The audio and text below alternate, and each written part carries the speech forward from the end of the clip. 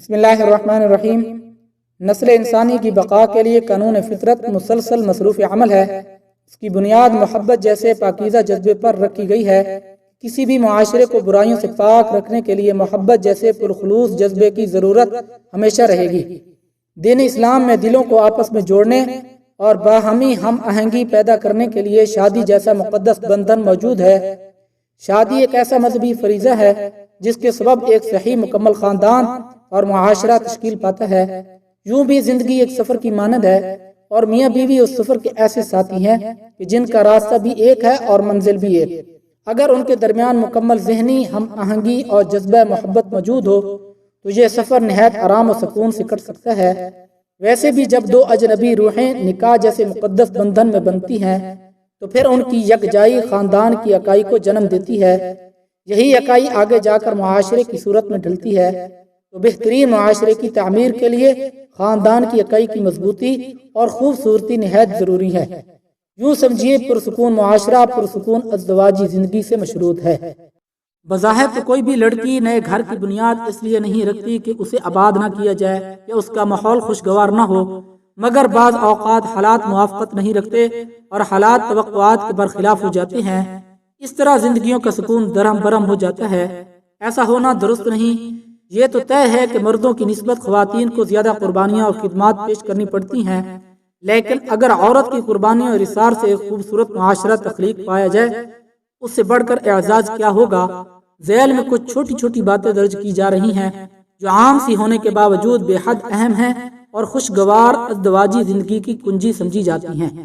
Number 1، دن بھر کا تھکا ہارا شوہر جب شام کو گھر داخل ہو تو اس کا استقبال ایک بھرپور مسکراہٹ اور سلام سے کریں۔ اس طرح وہ ساری تھکن بھول بھال کر خود کو ایک دم تر و تازہ محسوس کرے گا۔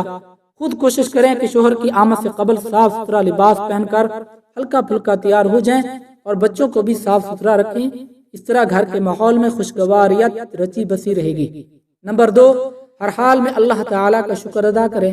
اگر شوہر کی آمدنی کم ہو تو اسے اس بات کا تانا کبھی نہ دیں، بلکہ ایسے مراحل میں اس کا ساتھ دیں، اس کی دلجوئی کریں، ناشکری ہرگز نہ کریں۔ حضور اکرم صلی اللہ علیہ وسلم نے ایک مرتبہ عورتوں سے مخاطب ہوتے ہوئے فرمایا تھا کہ میں نے دوزخ میں سب سے زیادہ عورتوں کو دیکھا ہے۔ وجہ پوچھنے پر فرمایا شوہروں کی ناشکری کی وجہ سے۔ نمبر 3، اپنے غصے پر قابو رکھیں، کیونکہ زیادہ تر اختلافات غصے کی وجہ سے ہوتے ہیں۔ اگر شوہر غصے میں ہو تو آپ خاموش رہیں، کچھ وقت گزر جانے کے بعد اسے اپنی بات نہایت ہی شیریں لہجے میں سمجھائیں تاکہ وہ آپ کے موقف کو اچھی طرح سمجھ سکے۔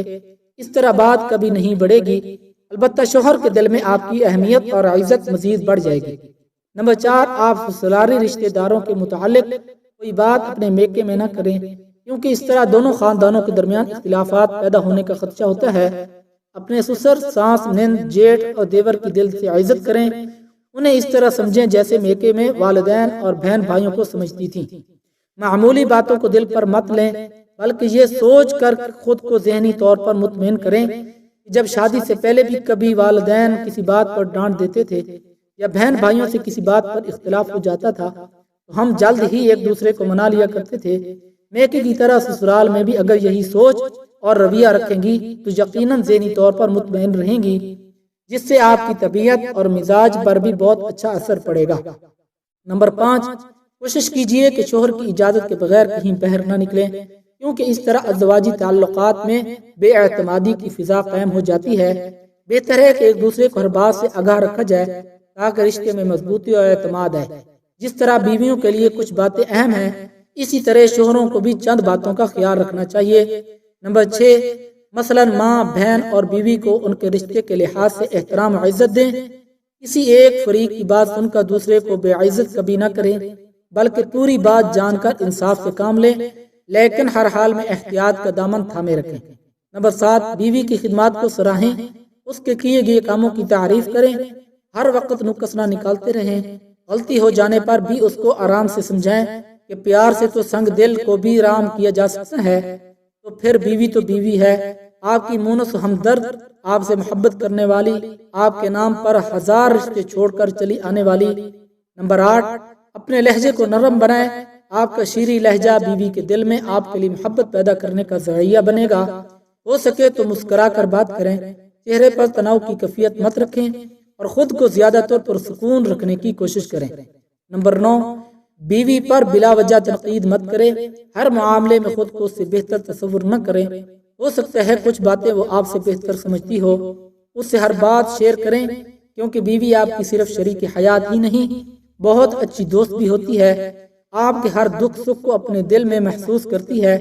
ناسازگار حالات میں بھی وہ جس طرح ساتھ دیتی اور حوصلہ افزائی کرتی ہے، ایسا اور کوئی نہیں کر سکتا۔ اس لیے اپنی بیوی کی قدر کیجیے اور اسے ہمیشہ عزت کی نگاہ سے دیکھیے۔ ہفتے میں کم از کم ایک بار بیوی بچوں کو کہیں باہر سیر و تفریح کے لیے ضرور لے کر جائیں۔ اس طرح گھریلو ماحول پر بہت خوشگوار اثرات مرتب ہوتے ہیں، ذہنی سکون اور خوشی بھی حاصل ہوتی ہے، اور بیوی بچوں سے محبت اور دوستی کی فضا بھی قائم ہوتی ہے۔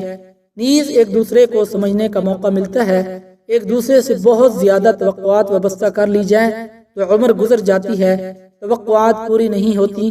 اس لیے زیادہ نہیں، چند ایک چھوٹی چھوٹی باتوں ہی کا خیال رکھ لیا جائے تو چھوٹا سا گھر ہنستی مسکراتی جیتی جاگتی جنت کا نمونہ بن جائے گا۔ دعا ہے اللہ رب العزت کے ساتھ عمل کی توفیق عطا فرمائے۔